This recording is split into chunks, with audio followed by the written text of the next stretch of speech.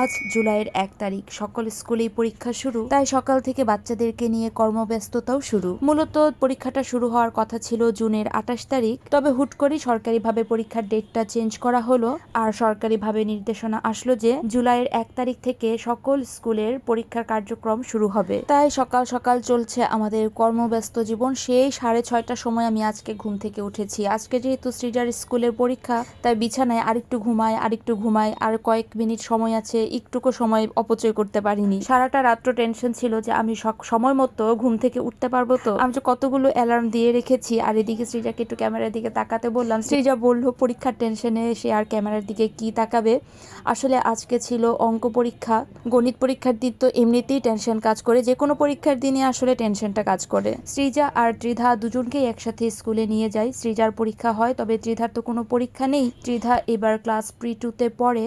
Next year ত্রিধা class 1-এ উঠবে, তখন তার পরীক্ষা হবে। ক্লাসে তাদের যা পড়ানো হয় সেটার উপরে মার্কিং হয়। আর কয়েকদিন ধরে ত্রিধার এত শরীর খারাপ যাচ্ছে, প্রচুর শ্বাসকষ্টের সমস্যা আছে ওর। সেদিন ভোরবেলা তো ওর একদম ভীষণই একটা খারাপ অবস্থা গিয়েছে। তার জন্য এই সপ্তাহে ওই 2 দিন স্কুল মিসও করে ফেলেছে।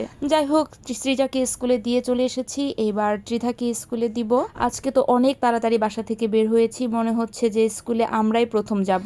বাইরের ওয়েদারটা দেখতে মনে হচ্ছে খুবই সুন্দর, তবে প্রচুর গরম ছিল। সকালবেলা হলে কি হবে, অনেক গরম ছিল। ইদানিং এর গরমটা কেমন যেন একটা ভ্যাপসা গরম। আর সকালবেলাটা এত তাড়াহুড়োর মধ্যে যায়, মানে কি একটা অবস্থা যে চলে বাসার মধ্যে, কোনো রকমে তাদেরকে নিয়ে বাসা থেকে বের হতে পারলে হয়। আমরা তাড়াতাড়ি রেডি হব কি, আমাদের আগে মনে হয় ঘড়ি দৌড়াতে থাকে। ঘড়ির সাথে একদম তাল মিলিয়ে রেডি হতে পারি না।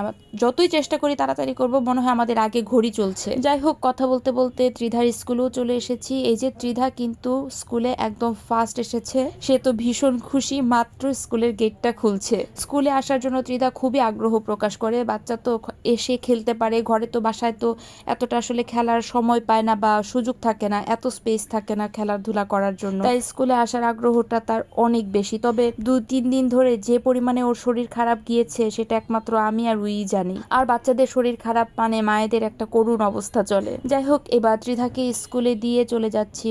বাসায় গিয়ে আমি 1.5 ঘন্টার মতো একটু ঘুমিয়ে নিয়েছি, তা না হলে সারাদিন খুবই মুড অফ যায়, মাথা ব্যথা করে, খুবই একটা ক্লান্তিকর অবস্থা যায় ঘুমটা পূরণ না হলে।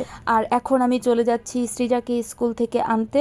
রাস্তায় ইদানিং বের হওয়াই যায় না, প্রচুর জ্যাম। আর সবারই পরীক্ষা শুরু হয়েছে আর শেষও হয়েছে একই টাইমে, তাই এই রাস্তাটাতে অনেক জ্যাম লেগে গিয়েছে, কারণ আশেপাশে অনেকগুলো স্কুল রয়েছে। সবারই পরীক্ষা মোটামুটি শেষ, এরপরেও আবার পরীক্ষা শুরু হবে ডে শিফটের। এই তো স্ত্রীটাকে নিয়ে বাসায় যাচ্ছি। ওকে জিজ্ঞাসা করেছিলাম যে পরীক্ষাটা কেমন হয়েছে।